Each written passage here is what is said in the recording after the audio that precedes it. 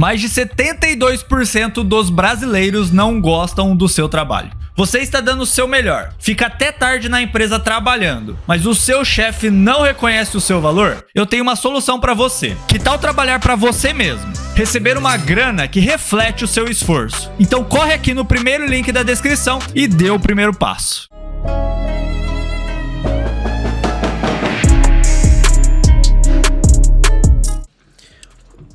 E esse talvez é o maior ensinamento que eu posso passar aqui para vocês. As pessoas têm que aprender hoje a entender que a gente precisa de sofrimento. A gente precisa sofrer.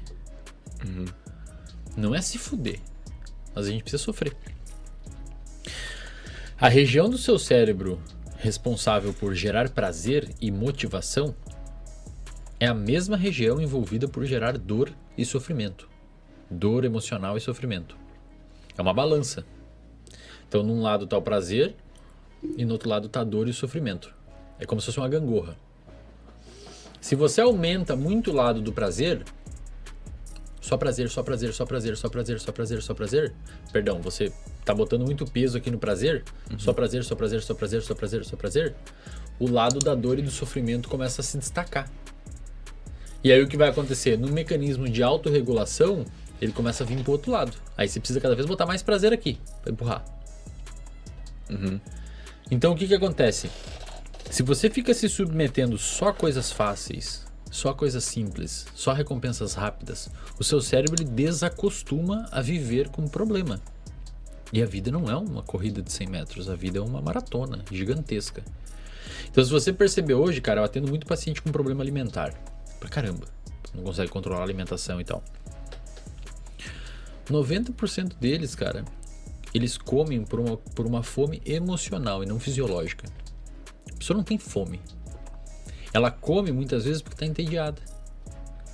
As pessoas perderam a capacidade de viver com tédio, bicho. Sabe o tédio? Porque hoje uma criança de 6 anos, acho que vê em uma semana mais informação na vida dela do que um adulto de 1930 a vida inteira. No telefone. No TikTok ali. É tudo ali, cara. O TikTok é luz pra caramba. Inclusive saiu um estudo mostrando que aumenta a dopamina e tal. Fica ali, você quer rolar, fica ali. E, cara, isso tá ensinando o nosso cérebro a não viver mais no tédio. E as pessoas têm que entender que se você desbalançar esse negócio, se você botar só prazer, só prazer, só prazer, o tédio, ele vai, a dor e o sofrimento vai começar a empurrar pro outro lado.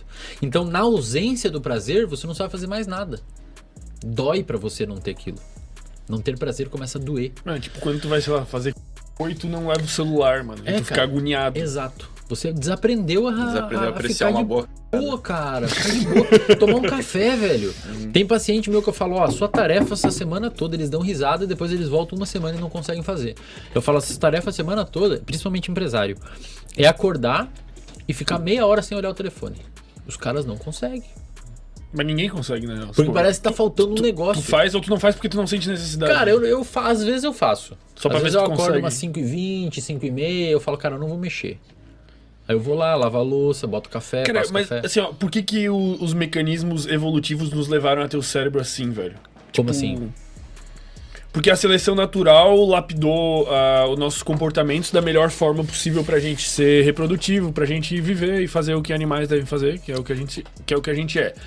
Por que ele configurou esses mecanismos cerebrais de prazer e de dor dessa maneira? Por que não poderia ser diferente?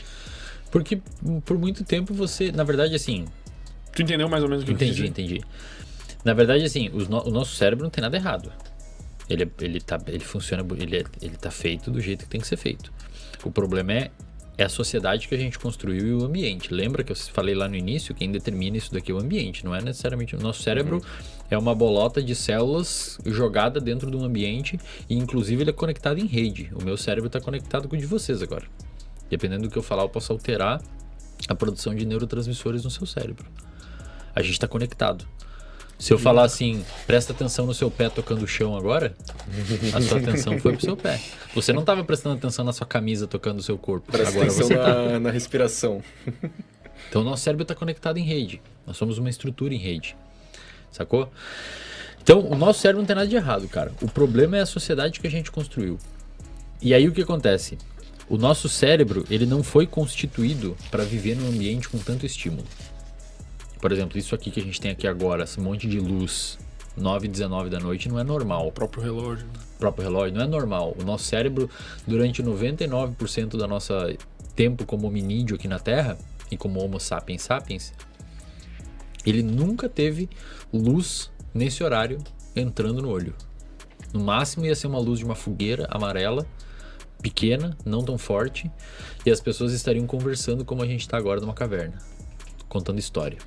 Mas nessa época eles tinham muito menos fatores estressores, não fatores estressores tinham um monte, mas eles tinham muito menos problemas assim desencadeados por esse excesso de... É que na realidade naquela época, cara, o sistema ele funcionava perfeitamente porque ele foi desenvolvido. Um caçador-coletor ele ficava estressado quando ele tinha muita fome, Quando precisava que começou a dar problema, ou Eles alguém atacava eles ele. viviam melhor que nós, tipo, eles se sentiam melhor, vamos supor. Eu não sei se eles se sentiam melhor e também não sei se viviam melhor. Aí que tá, eu sou um grande depende. Se tudo que você me perguntar, eu vou falar depende.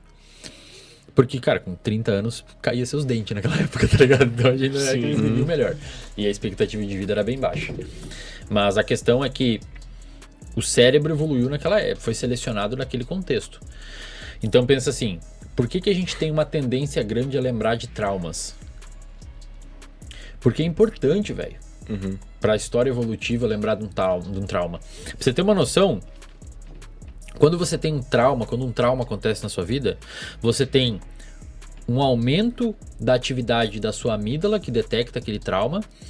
Você tem uma atividade exacerbada do eixo HPA, hipotálamo pituitário adrenal. Esse eixo HPA libera glicocorticoides e esses glicocorticoides sobem até seu cérebro e eles potencializam a neuroplasticidade daquele evento específico, fazendo você formar mais forte a memória daquele evento. É por isso que muitas vezes você nunca mais esquece daquele evento. E quando é um PTSD, um transtorno de estresse pós-traumático, você muitas vezes generaliza aquela memória tão forte que ela ficou para outros eventos, que é o que? Um veterano da guerra que escuta fogos de artifício e dispara um medo, uma resposta de medo. Ou um cara que sofreu um acidente de carro e não consegue entrar num carro. Isso, evolutivamente falando, foi importante. Porque o cara que foi atacado numa savana por um grupo de caçador-coletor rival, é importante que ele lembre onde foi aquilo, para ele não ir lá de novo. Ou uma cobra, um jacaré na curva de um rio, é importante que ele lembre aquilo para não ir lá de novo.